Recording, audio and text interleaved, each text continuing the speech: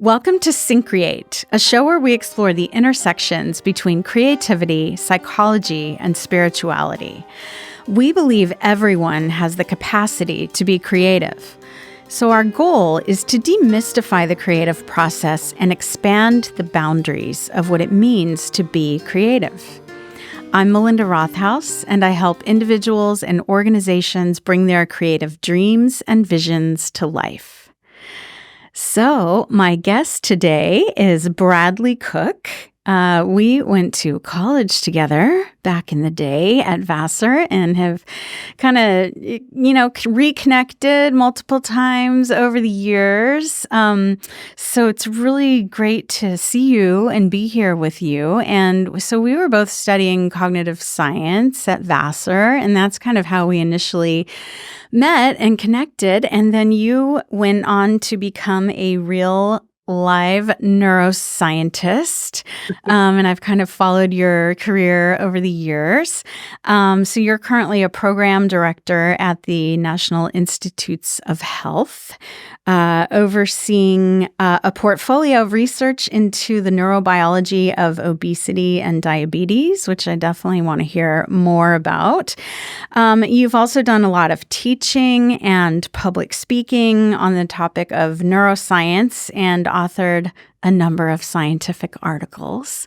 So I'm really curious to hear today, kind of your perspectives on neuroscience and creativity. And then as we were kind of talking and preparing for this conversation, we also have a sort of common interest in the connections between creativity and psychedelics. Mm-hmm. So that's something we'll get into. And there's a lot of really interesting research coming out these days on that topic. So, but we were texting back and forth the other day and just kind of spitballing, throwing some ideas around, brainstorming. Mm-hmm. And the word Sprezzatura came up. So I love kind of the randomness of that. And I think that's a great place to just dive in and see where we go. So how did that come up for you? And what does it mean for those who might that's a not great know? question. Yeah. So hello, Melinda, and hello, everybody. It's great to be on this podcast. And the answer to your question is that the word literally popped into my head as I was at the gym, working out. I shared that word with a friend, a very erudite and educated friend who also happens to be the coach. And he said, "Oh, I know what that means. It's the art of studied nonchalance." Yes, I had to look it up myself. Deliberate error, or sort of apparently inadvertent, but actually deliberate error in the way one presents oneself. And in Italian, the word, I think, usually refers to fashionable dressing. Yes. But to me, I guess the reason it came up is because I've been thinking about this podcast. And although I don't speak Italian, I think the relevance is that my thoughts about creativity and art and the brain all circle around this concept of the dynamic interplay between predictability and chaos. Yes. Right. And so Sprezzatura, sort of defines a kind of liminal space between what's predictable. One can imagine a kind of sharply dressed, symmetrical, very nattily dressed person, and on the one hand, and a slob on the other, and somewhere in the middle is Sprezzatura. Yes. Right? And that is a person who seems casually very fashionable. And so his carriage, or her persona, embodies that that boundary between predictability and unpredictability. Yeah, I love that. So, And it actually reminds me, now that you're saying this, of Dan Siegel's work, where he's talking about interpersonal neurobiology and integration, and he kind of talks about this spectrum between chaos and rigidity. And it seems like maybe there's a parallel there. Yeah. Yeah, I think that's true. And is he referring to human personality? Like some people are very rigid and others are very chaotic. Well, he's kind of going in the direction of how do we best integrate ourselves and our nervous systems, and that the ideal Mm. would be finding a balance, right, between Mhm. chaos, tension, anxiety, and rigidity. Really controlling. Sure. I'm paraphrasing, but just I get it. interesting that middle ground, right? Mhm. Yeah, Yeah. exactly, exactly. Yeah, Although I would say that, I think in some cases, people with anxiety are often very rigid in a that's sense true. that their thoughts are, locked in to a certain way of thinking, right? Catastrophic thinking about any potential future, um, is inevitably associated with the worst possible outcome. That's a kind of rigidity, Yeah. right? Um, Yes. so there's a balance for sure. Um, and yeah, I think that again sort of that's the central notion that I think about when I think about creativity in the brain. Yeah. Um, Say more. another theme that has come to mind is because I love listening to music, including your music. Um, uh, and I'm curious what your thoughts on this are. I think music, ca- unlike, well, let's see, I guess music characterizes a central idea about creativity and art, which is seen in all artistic modalities, and that is a repetition, Yes. right? So, Yes. music is one of those forms of human behavior that in which repetition is expected and allowed. But if we were having a conversation and all I did was repeat the same sentence or phrase over and over again, you would think I was crazy. Mhm. But when someone is producing music, the repetition of phrases is central. Yes.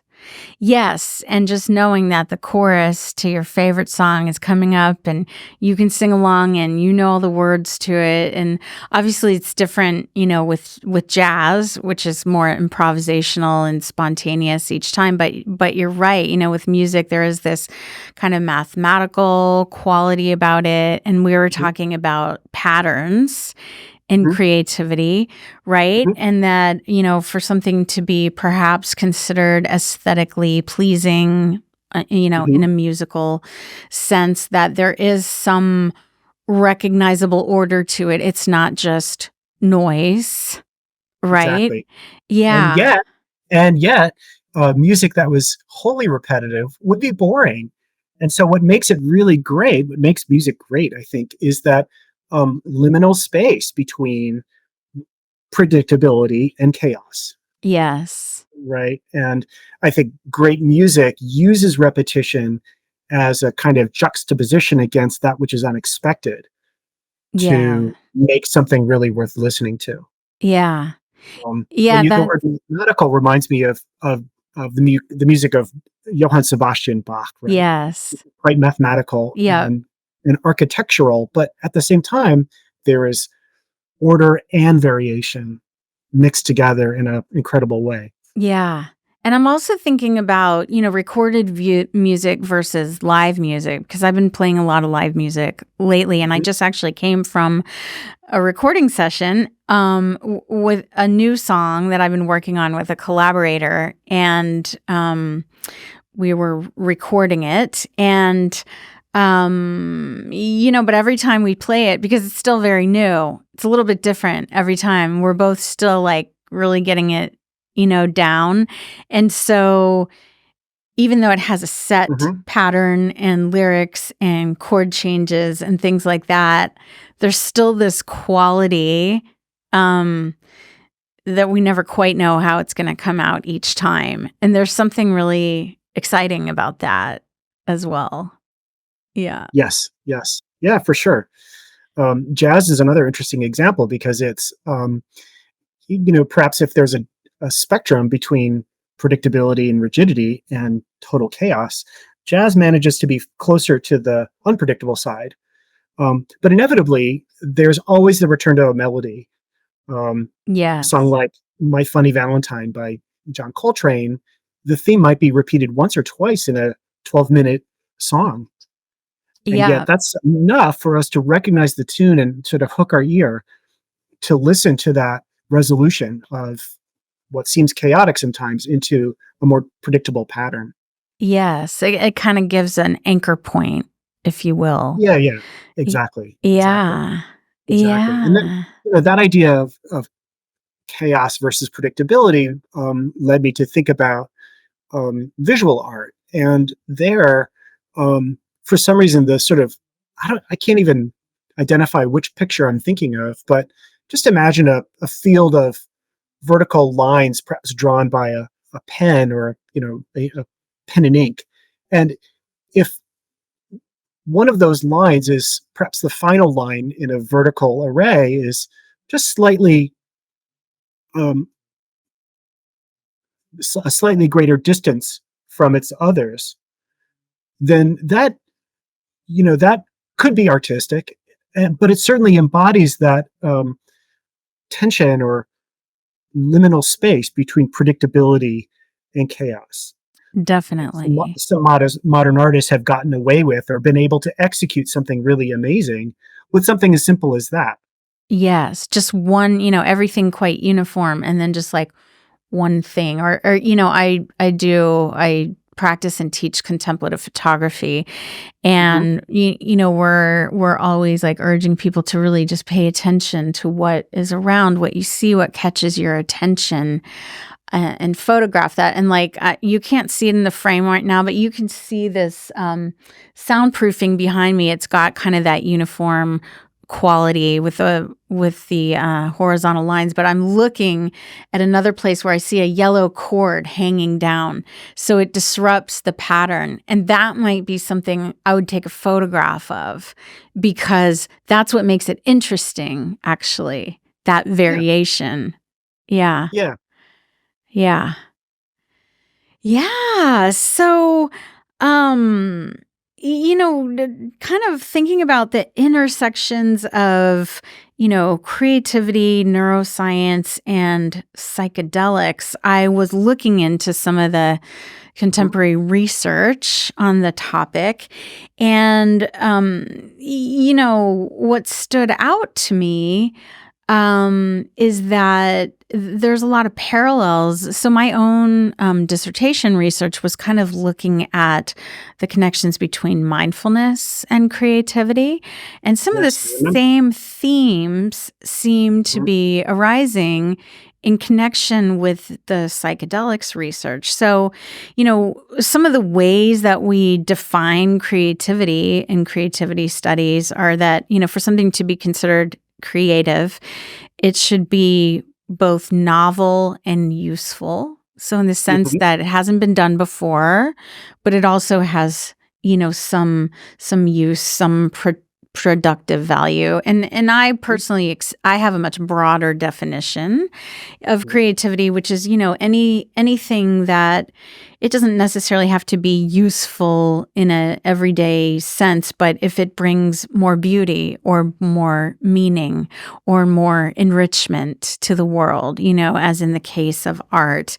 And so one of the hallmarks of creativity is associative or divergent thinking, right? Yes, It's right. making connections between things that might not have an obvious relationship or connection. Mhm. So there's all these divergent thinking tests, right? Where, Mhm. come up with as many uses for a brick or, a Yeah, water yeah, bottle or whatever it might yeah. be. And the more you can come up with, the more creative you are. Um, and interestingly, it seems that a lot of this research in psychedelics is pointing to, a state of enhanced association, you know, Yes, making yes. more connections Mhm. between things, as well as just kind of opening up the connectivity, the general connectivity of the brain, as well as metacognition. And then one that I love, which is the personality trait of openness to Mhm. experience, which is Mhm. highly I like correlated that. to creativity. And so it seems that the experience of using psychedelics kind of opens up all of those aspects, which are also connected to creativity. I So, agree. I love it. Yeah, that's largely in accord with my own thoughts about it, for sure. Um, if you'd like, I could share with you a sort of framework that I use to think about Sure. psychedelics and dopamine. Please. It's certainly not unique to me. Others have suggested similar things. Um, but let's see. One way to begin thinking about the way psychedelics work is with the concept of top-down and bottom-up processing in the brain. Mhm. Mhm. And a sort of analogous or similar concept is that between prediction and, well, sensory input. Okay. Mhm. So bottom up processing is equivalent to sensory input, and top down is equivalent to prediction. Mhm. And what we find is that this process of sensory input and prediction, it's remarkable. It occurs at the global level of the brain, as well as almost every possible level that you can look at, down to the levels of single neurons or a pair of neurons. Interesting. In a pair of neurons, one is trying to predict what the other will do. Mm. The other is trying to predict what its partner will do. And Yes. likewise, all up to the global level of the brain. So, to long story short, it's thought that psychedelics change the balance of top-down, bottom-up processing, favoring bottom-up processing. Yes, opening more and more to the senses and that Yeah, sensory experience. yeah, Yeah. exactly. Um, and so, to introduce another metaphor of thinking about this, in my public talks about psychedelics, I sometimes use the idea of a landscape, like a literal three-dimensional, perhaps a meadow or a field Mhm. that has hills and valleys in it. Okay, we can visualize such a thing, and even perhaps visualize a large ball that could roll around on the surface of this landscape. Mhm. Um, and Melinda, you may or may not remember from cognitive science way back when, um, we can characterize the brain, the state of the brain, as being in a kind of valley. We would call that sort of a state space, and Mhm. that the proclivity of the brain to enter a state space is identical to the depth of that valley. So In other say words, more like is there an how would that work in like real time experience? well, to use an extreme example, a person who is under anesthesia, Mhm. his brain state would be equivalent to a field with a very, very deep valley, Yes. right? He is Mhm. unable to wake up as long as the anesthetic drug is around. Right. By contrast, a person who's taken a psychedelic, the meadow of his brain is much more shallow. There, Mm. there may be many more little hills and valleys into which his Mhm. brain can enter, Yes. into which this imaginary ball can hop from place to place to place to place. Uh-huh. And each place that it hops to, that this imaginary ball hops to, is equivalent to a global brain state. Yes. So is that connected with activation? Yeah, exactly. So Yeah. the greater the activation energy Mhm. in any nonlinear system, the more likely it is for that system to hop into a new state, Yes. right? And Yes. so we can do all kinds of things to our brains to increase activation energy, including the use of caffeine or Mhm. nicotine. Um, any sort of stimulant increases activation energy. Psychedelics don't quite work that way. They may have a slight excitatory effect, but more importantly, what they seem to do, is to flatten the landscape a little bit, Mhm. so that to move away from the extreme example of someone under anesthesia, consider instead someone with severe anxiety. Right, their brain is captured in a way by a small set of brain states that propel them into rumination and catastrophic thinking. And it's very difficult for them to break out of it. Yes. So that's again sort of equivalent to maybe 3 or 4 valleys in which their brain state really can't seem to escape from. Yes. Yeah, so what this is reminding me of is again the parallels with mindfulness and meditation.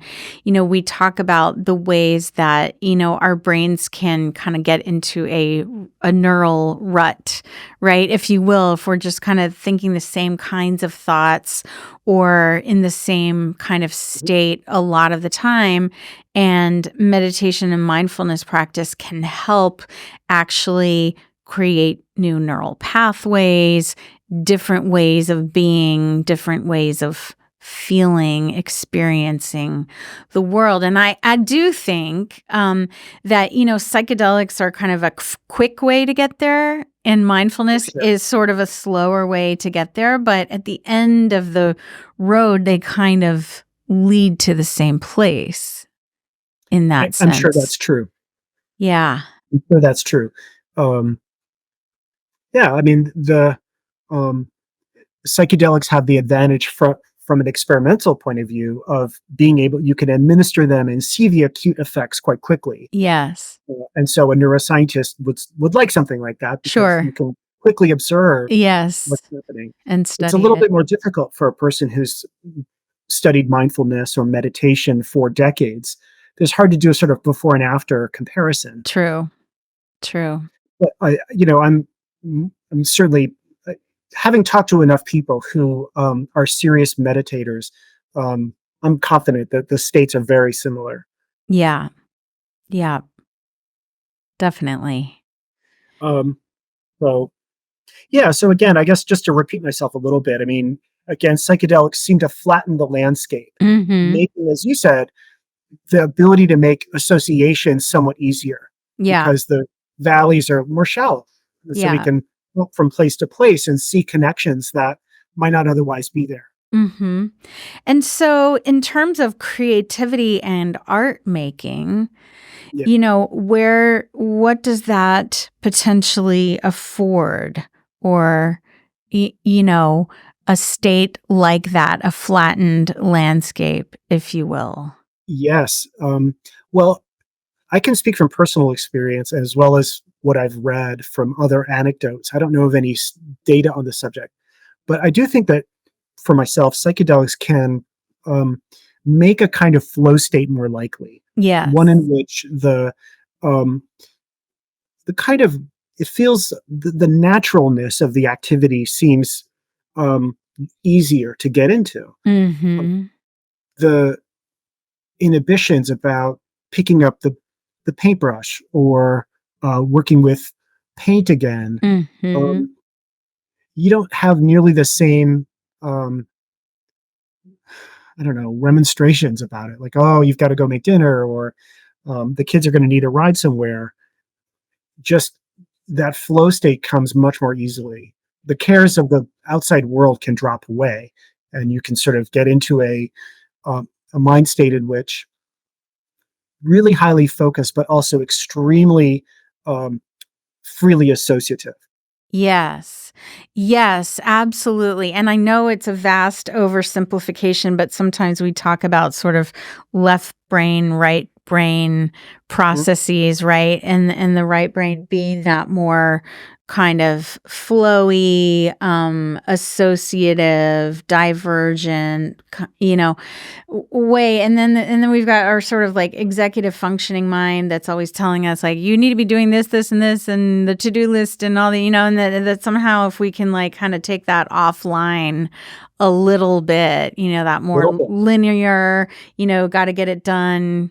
Um, then we can open up more space for Mhm. creative process. And I think, it doesn't require psychedelics to do that, but Goodness, no. it takes quite a bit of effort, right? Mhm, And that's what mhm. I, talk to my clients and students about when they're wanting to cultivate their creativity. It's like you actually have to carve out time and space for it. You For have, sure. you have to make that effort to become effortless, ironically. But, because life just, has a way of taking us down that got to get it done Mhm. road. And unless we intentionally, kind of meaningfully create space to allow ourselves to be flowing in that way and to explore our creativity, we might never do it. I completely agree, and, I think for many people as well as myself, the pandemic offered an opportunity, some bandwidth to Yeah. say, "I'm gonna set aside some time every day to do Yes. this." And, that was necessary to begin, at least in this phase of my life. However, I think we have to remember that there are many, many, many people out there who, are creative and artistic without the need for a global pandemic to Right. find the time to practice and to Yes. um, and so what's really interesting and curious is what drives the creative people, those who we recognize as being artists, perhaps they do so professionally, to continue to work at their practice um, Mhm. day in, day out. Um, I don't have an answer to that, but I would like to have some of that, whatever it is. Yeah, and I suspect some of it has to do with,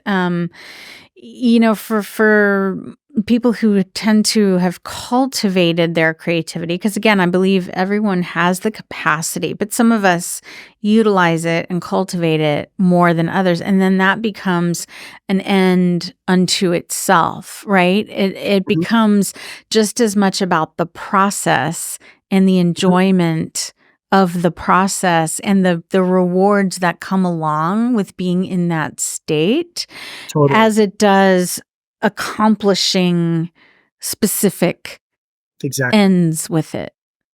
Yeah, I've said before, and I'll say again that I think one thing that distinguishes the highly creative person is that they enjoy practicing. Yes. Yes, it doesn't feel so burdensome like, when you were young and taking piano lessons and having to practice your scales, right? Yeah, when you can find the enjoyment and the pleasure in it. Yeah, Yeah. exactly. I think what another interesting question, though, the one that I always come to after saying something like that is, okay, but what distinguishes someone without, say, any musical talent like myself? Because I have tried to practice and I just dislike it so intensely that I can't get it done. From somebody, perhaps like yourself, who enjoys picking up the bass guitar Mhm. and practicing at it. What is it Mhm. about your mind, your brain that makes practicing less onerous than it does for me? Yeah. And you have to come back to the notion that it could have something to do with that. There could be a difference in how persistent we are, and there could also be a difference in how rewarding even the slightest achievement is, Mhm. right? So Yeah. you combine that greater persistence with a perhaps heightened dopamine signal to success, and you've created a person who is more driven to be creative. Yeah, and there could be some sort of like intrinsic aspects of that, but I know for me that did change for me over time. So, Mhm. as you know, I trained as a classical singer. Oh, yeah. And I sung opera for a long time, and it was all about practicing, practicing, practice, doing the scales, doing the exercises, blah, blah, blah, blah. And I did, after so many years of that, I did start to find it onerous. And I got to a point, I had realized that I actually wanted to be writing my own music and writing my own songs and had started doing that, but there was still this sense, and maybe it was like all those years of sort of classical voice training or something, but I would be so hesitant to go into my studio and sit down. And it felt, this is the reason, it felt more like an obligation, something I should do than something that I wanted to do. And it was actually when I started doing more meditation and mindfulness, and I discovered contemplative arts practice, which is basically creativity rooted in mindfulness, that I rediscovered the joy of the creative process and just the pleasure in it. And again, that idea of creativity being an end unto itself and just permission to play, permission to have fun without being so goal driven or goal directed. And that's really what changed it for me and allowed me to, really find the pleasure in it. Hmm. Yeah. Yeah. So it's not like we're doomed, like we can always, I think we can all find that. But a lot of it does have to do with what is our mindset going Hmm. into it? Is it that I'm going to go create something or, Right. I've got this goal and it's great to have a goal. Like if you want to get things done, you've got to have Yeah. some goals. And, but also just that, kind of giving oneself permission to play in Hmm. that way. Yes, I love that. I'm reminded of the word curiosity Yes. in the sense of allowing oneself to be curious about what it is you're doing and to look for that which is surprising or unpredictable uh, Yes. in your art. And so, um, as you know, I began also during the pandemic some acrylic pouring, which is Yes. sort of art for untalented people because it's so easy. But there is a kind of I don't know. It's so fascinating, and I have to say, sometimes I was in an altered state of mind when I would do this, and And the um, images that I've seen of that work are really beautiful, by the way, really yeah, I think stunning. so too. I Yeah. surprised myself Mhm. at what I could produce, and I've begun selling the art occasionally, and it's often what I've done. And I think this resonates with my background in microscopy, because using a powerful lens on my 35 millimeter camera can zoom into these translucent, Yes. like cellular like things and Yes. produce what looks like, it could be a microscope slide.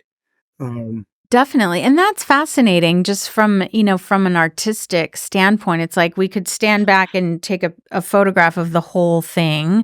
When you do yeah, an acrylic pour and all the paint mixes together, it makes interesting yeah, patterns. And you take a sort of macro level. But then if yeah, you start to zoom in and get really, really close in on the details, then it becomes something else entirely.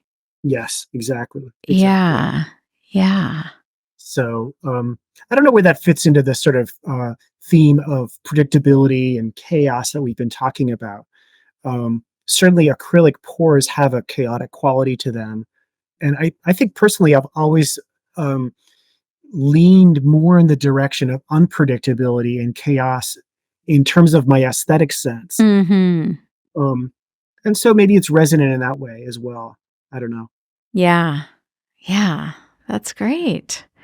Well, I'm curious, to hear a little Mhm, bit more about the work that you're doing mhm. currently with the NIH and perhaps, where do you find creativity in overseeing this body of research that you work with?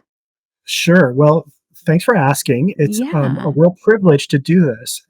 I oversee a portfolio of, it must be hundreds of millions of dollars, Melinda. And so it's a lot of responsibility.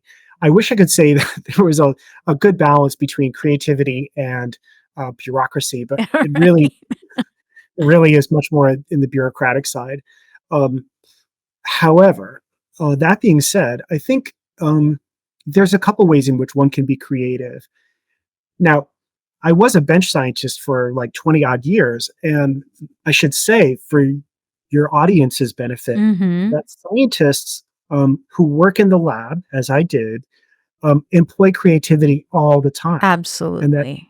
creativity is essential to being a good scientist. Yes. Um, the difference between a scientist in the lab and a person with his acrylic paint and his canvas is that nature provides the constraints. Nature is the four corners of the canvas and in which you must work. Mhm.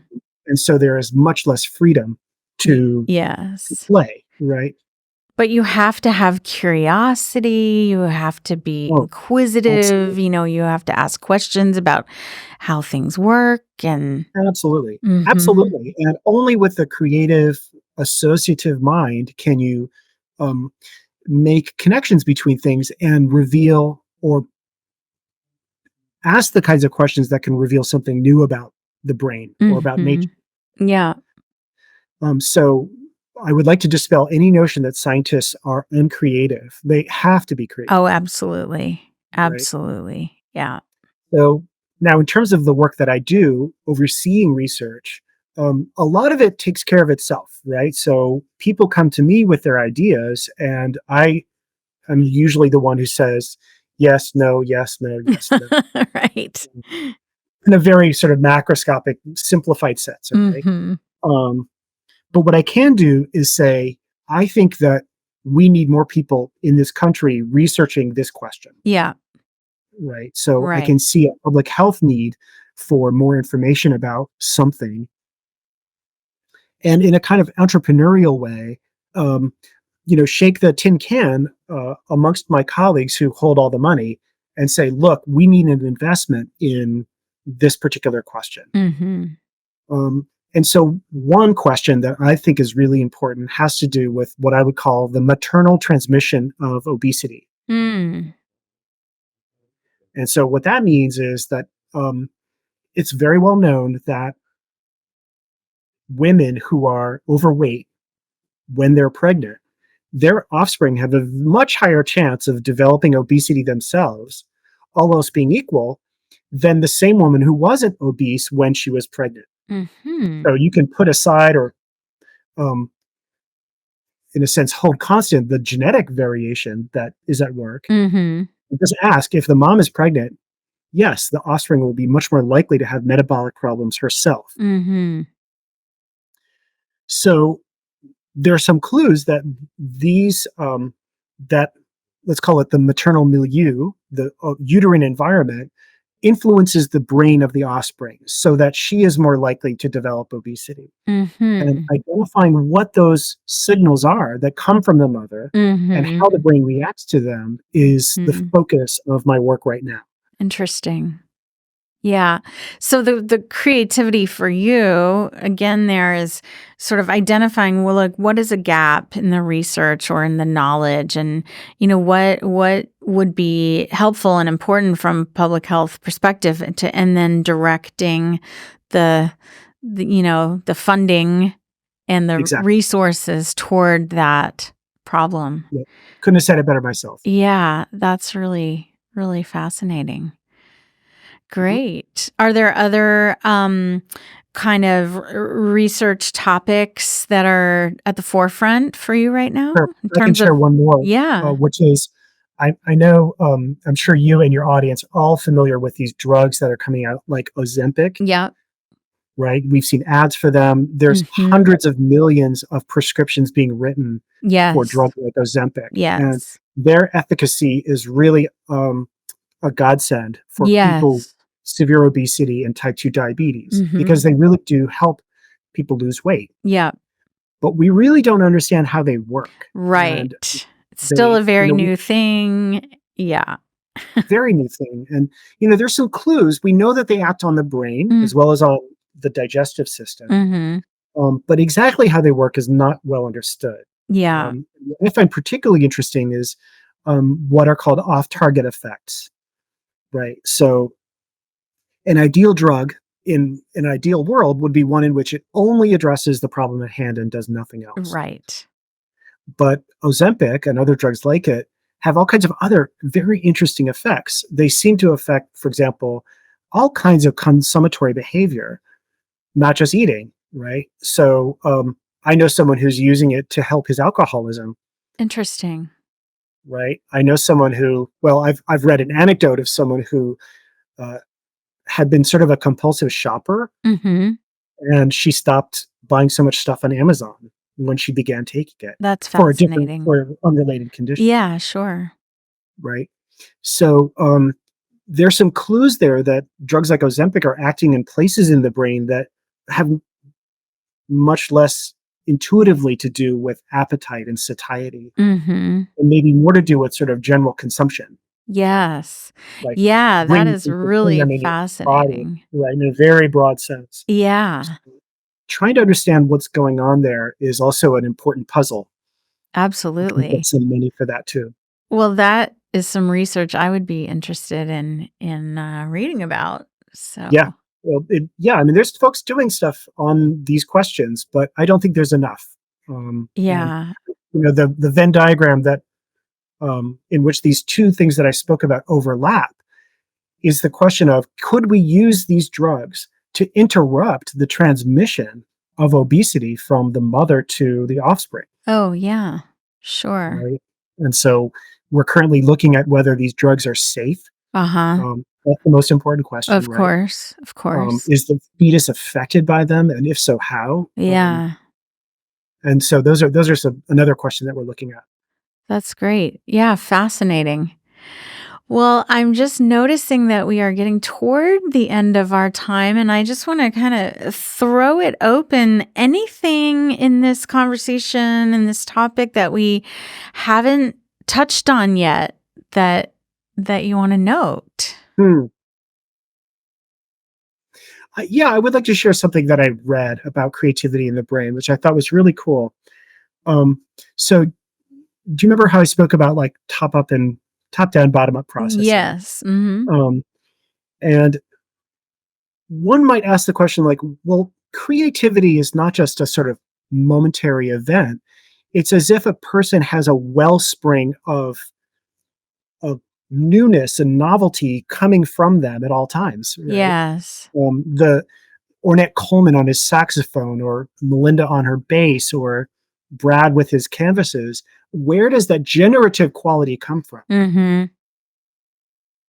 And I read a paper in preparation for this that suggested that the brain operates perhaps something like natural selection Mm. with creativity. That there's a sort of creativity engine that can operate, at more or less levels of intensity in people. But then there must also be a selection agent that picks and chooses which elements to bring forward into expression. Yes. And that the process of being creative, therefore, is not just generation, but also selection. Mm-hmm. And that's where the top down processing can be important.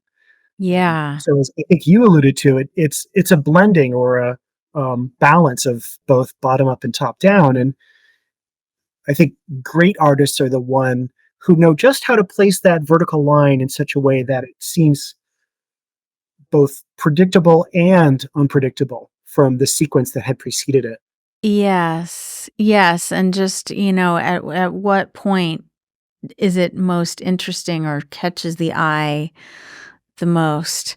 But, to this kind of top down, bottom up, I think it speaks to our model of the creative process that we talk about in the Syncreate book, which is play, plan, produce, which, involves elements of both that divergent and convergent thinking, and kind of looping back to where we were earlier of kind of making time and space so we can use our top down, our sort of metacognitive awareness to think about, what is our creative process? What are the times that we feel most creative? What are the places and spaces that we feel most creative, so that we can sort of create the conditions for ourselves to support and stimulate our creativity. So it's not just random chance, right? So like either I have a creative inspiration or I don't,